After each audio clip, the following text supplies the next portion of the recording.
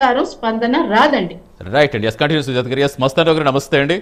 మస్తాన్ రావు గారు మీకేమనిపిస్తుంది? ప్రజా దర్బార్ ఇప్పుడు అప్పటి రాజశేఖర గారు చేపట్టిన దాన్ని చూసుకుంటే ఇప్పుడు పెద్దలు అడుగుజాడలు నడిచే ప్రయత్నం చేస్తున్నారా? ఇకనైనా ప్రజల్లో మమేకమయ్యే విధంగా జగన్ రెడ్డి గారు ప్రయత్నిస్తారనుకోవాలా? ఎలా ఉండబోతుంది అనుకుంటున్నారు? మీ అబ్జర్వేషన్ ఏంటి?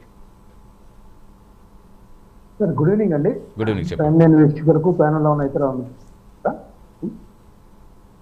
సార్ వైఎస్ జగన్మోహన్ రెడ్డి గారు ప్రజా దర్బారు అంటే యాక్చువల్గా 2024 మేలో ఆయన ఓడిపోయారు, ఘోర పరాజయం పాలయ్యాడు. ఆ తర్వాత వెంటనే జూన్లో వెళ్ళారు, పులివెందులు వెళ్ళారు, అక్కడ కార్యకర్తను కలుసుకున్నారు, యువెత్తున వచ్చారు ఓడిపోయిన.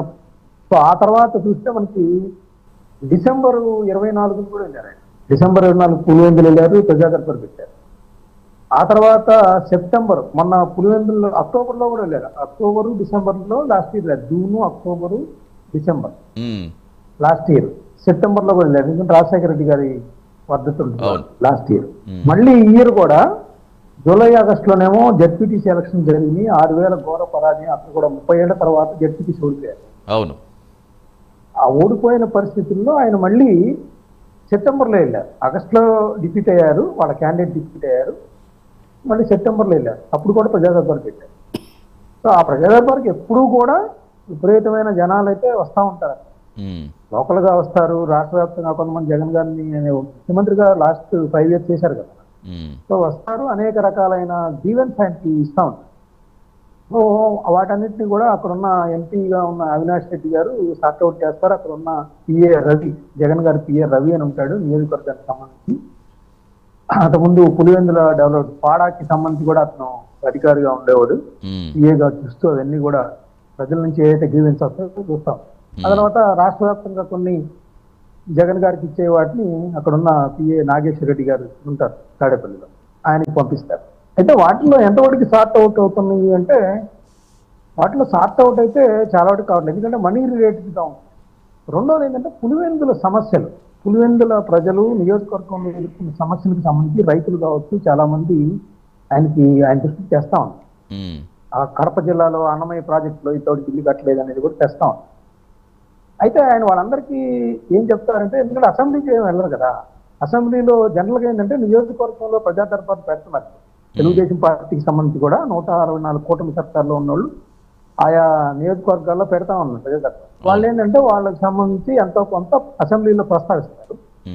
జగన్ గారు ఏం చేస్తారంటే వాళ్ళు ప్రస్తావించిన సమస్యల్ని ఆయన ఎవ్రీ మంత్ పెట్టే ప్రెస్ మీట్లో చెప్తారు. మనం ఆ ప్రెస్ మీట్లో ప్రజలకి, ప్రభుత్వానికి విజ్ఞప్తి చేస్తారు, ఇట్లా పులివెందుల్లో ఇట్లా ఎదుర్కొంటున్నారు, వాటిని మీరు పరిష్కరించండి అని. అసెంబ్లీలో గవర్నమెంట్ నిలదీసే పరిస్థితి ఏమో జగన్ గారు అది ఆయన ఉద్దేశపూర్వకంగా వద్దనుకున్నారు కదా, వెళ్ళట్లేదు కాబట్టి అదొకటి ఉంది. రెండోది ఏంటంటే, మీరు ఇక్కడ రాజశేఖర రెడ్డితో అసలు పోల్చడానికి జగన్ గారికి సంబంధం లేదండి.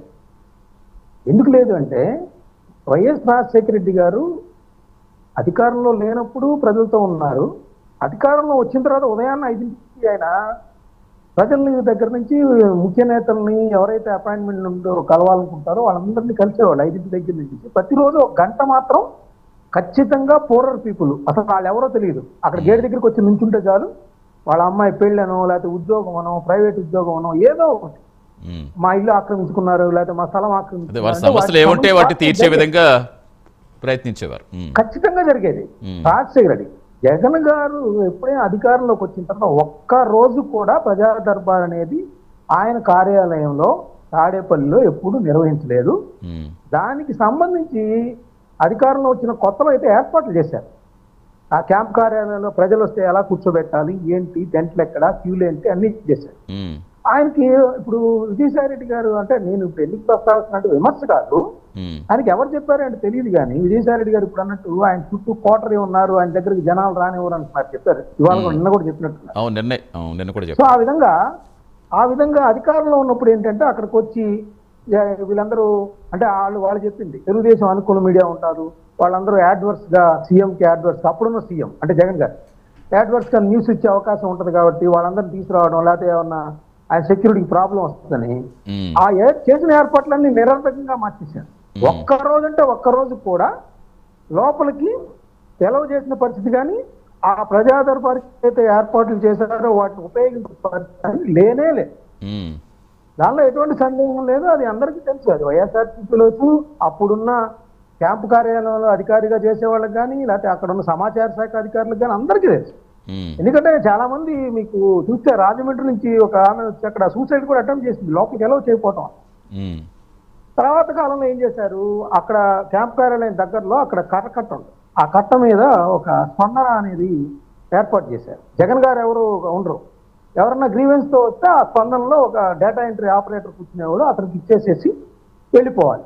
అదేమన్నా ఆ రిలేటెడ్ వాళ్ళకి పంపిస్తారు, అదేమన్నా సార్ట్ అవుట్ అవుతుంది కానీ లేకపోతే అలా ఉండదు. సో కాబట్టి నేనేమంటానంటే, నేను ఇక్కడ విమర్శ కాదు కానీ రాజశేఖర రెడ్డి గారితో జగన్ గారిని ఈ ప్రజా దర్బారు విషయంలో పోల్చడానికి కానీ దాని గురించి మాట్లాడటానికి కానీ ఎటువంటి ఇది లేదు, దానిలో సందేహం లేదు. అయితే రీసెంట్ గా చూస్తే ఏమైతుందంటే, ఈ తెలుగుదేశం పార్టీ కార్యాలయంలో లోకేష్ గారు కావచ్చు, చంద్రబాబు నాయుడు గారు కావచ్చు, లేదంటే కొంతమంది మంత్రుల్ని ఎండాక్ చేస్తారు. సరే వాటిల్లో ఎన్ని సార్ట్అవుట్ అవుతున్నాయో లేదో మనకైతే తెలియదు కానీ ఖచ్చితంగా వాళ్ళకి సంబంధించి ఒక రిసిప్ట్ ఇవ్వటం, దానికి సంబంధించి పంపించడం, దానికి సంబంధించి ఆన్సర్ అనేది పంపించడం అనేది జరుగుతుంది. సో ఎప్పుడైనా ప్రజా దర్బార్ రాజశేఖర రెడ్డి గారి దగ్గరికి ఎందుకు వచ్చేవాళ్ళు అంటే, వాళ్ళలో ఎంతో కొంత 50%, 60% దానికి రెస్పాన్సిబిలిటీ తీసుకొని వాళ్ళకి అది సర్వైవ్ అయ్యేది. సో దానివల్ల వాళ్ళు ఎప్పుడూ కృతజ్ఞతగా ఉండేవాళ్ళు.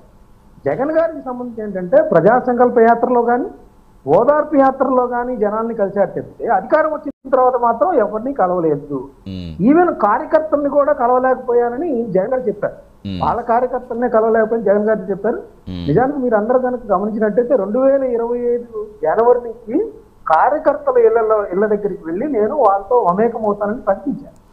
కానీ ఇప్పుడు దాదాపు 10 నెలలు అవుతా ఉంది, ఎందుకో తెలియదు కార్యకర్తల్ని కూడా ఇంకా కలిసే ఇది చేయలేదు. మొన్న ఈ మధ్య పేరు నాని గారు ఆయన చిన్నప్పటి గారు చాలా ప్రశ్నలే వచ్చాయి, చిన్నప్పటి గారికి అడుగుదాం మస్తాన్ రావు గారు చెప్పారు. మరి అది ఎంతవరకు నిలబెట్టుకుంటారు, పాదయాత్ర చేస్తారనేది చిన్నప్పటి గారు చాలా ఎక్కువ క్వశ్చన్స్ వచ్చాయి. అంటే ఏంటి ప్రధానంగా ఏంటంటే, ఒక సింగిల్ మ్యాన్ డెసిషన్ మేకింగ్